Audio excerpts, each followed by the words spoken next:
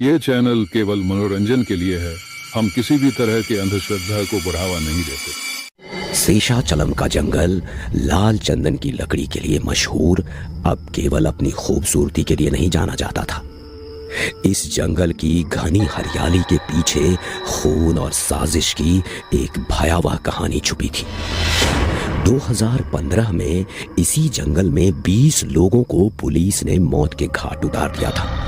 ये लोग कथित तौर पर लाल चंदन के तस्कर थे और उनका लीडर पुष्पा भी इस हादसे में मारा गया था। इस दिन के बाद से ही उस जंगल में किसी का जाना नामुमकिन हो गया था।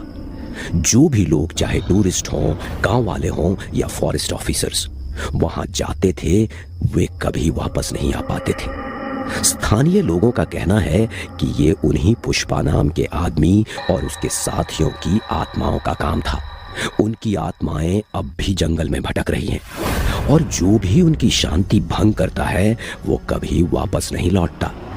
जंगल में लोगों के गायब होने की वजह से 3 नए वन विभाग के अधिकारियों को नियुक्त किया गया, रोहित, सुरेश और विवेक।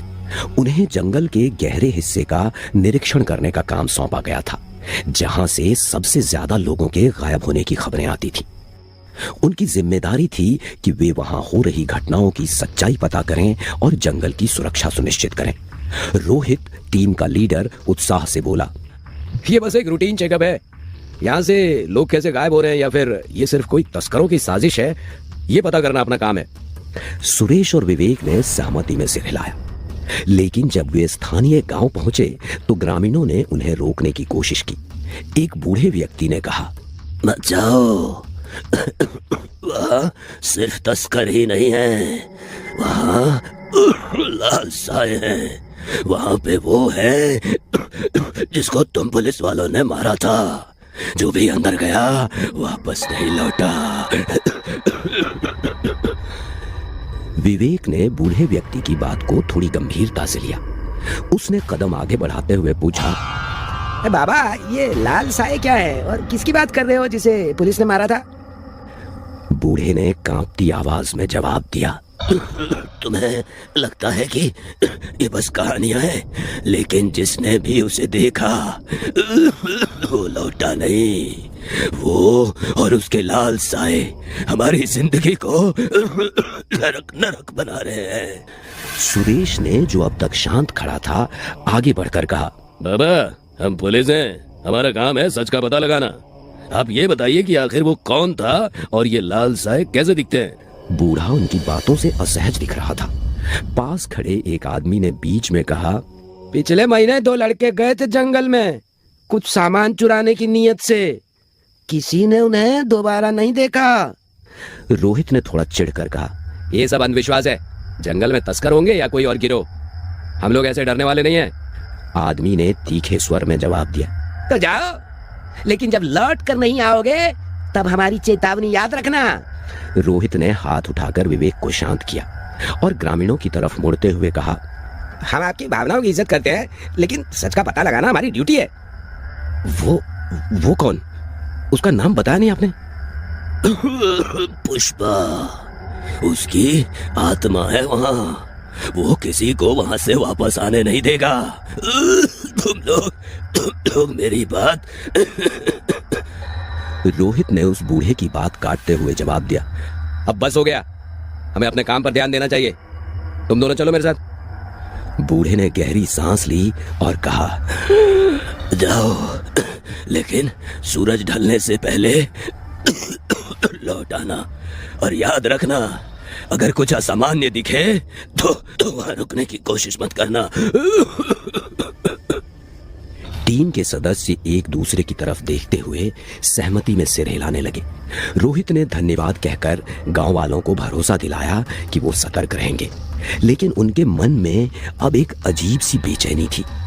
इतना कहकर वो तीनों जंगल की ओर बढ़े।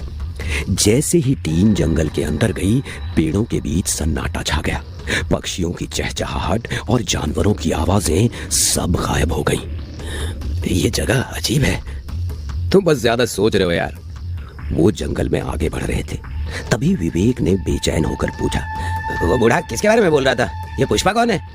रोहित ने मजाकिया अंदाज में कहा, कई सालों पहले पुलिस ने एक तस्करों की गैंग का एनकाउंटर किया था। उनका लीडर पुष्पा था। मतलब वो बूढ़ा सही कह रहा था? उस पुष्पा की आत्मा कहाँ है?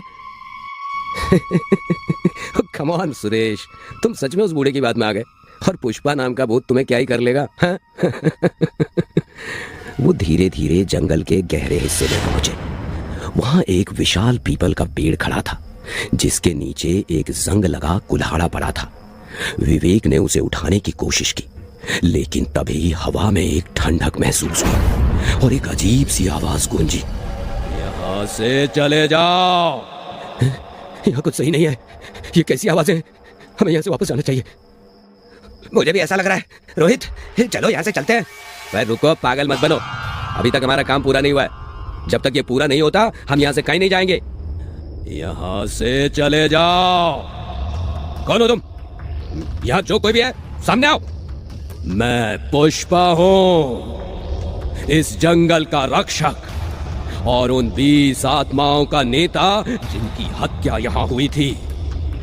तभी पेड़ों के बीच से लाल चमकते साए निकलने लगे। वे हवा में तैरते हुए उनकी ओर बढ़ रहे थे। उनकी आंखें अंगारों जैसी जल रही थीं। साए धीरे धीरे टीम के चारों ओर घेरा बनाने लगे। उनके मंत्रों की आवाज जंगल में गूंजने लगी। तभी उनमें से एक साया इंसानी आकृति लेने लगा। उसके चेहरे पर दर्द और गुस्सा साफ झलक रहा था।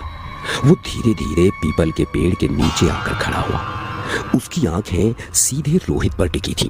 वो एक शक्तिशाली डरावनी आवाज में बोला, पुष्पा नाम सुन के फ्लावर समझे क्या? फायर है मैं।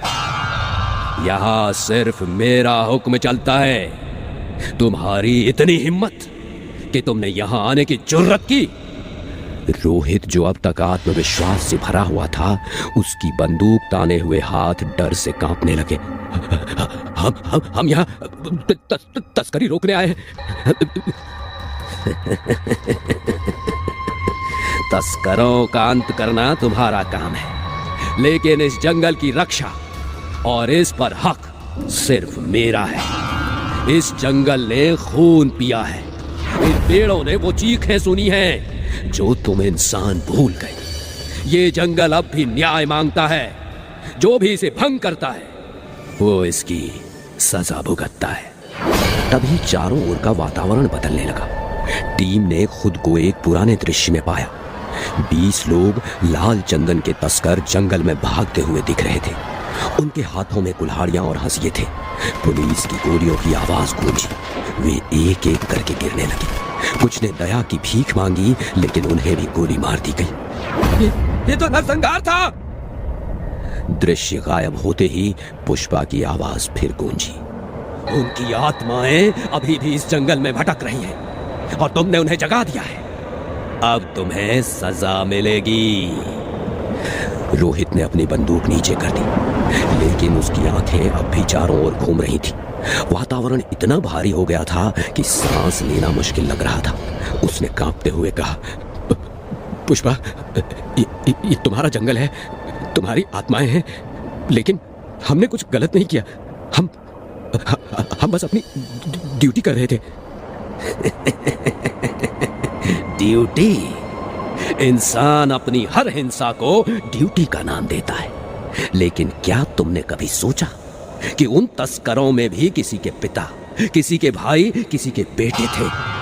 क्या उन्हें अपनी बात रखने का हक नहीं था? सुरेश, जो अब तक चुप था, हिम्मत जुटाकर बोला, पुष्पा, जो हुआ वो गलत था, लेकिन वो हमारा फैसला नहीं था। हम उस घटना का हिस्सा नहीं थे। हमें तो इसके बारे में अभी पता चला है। पुष्पा की आवाज गंभीर हो गई।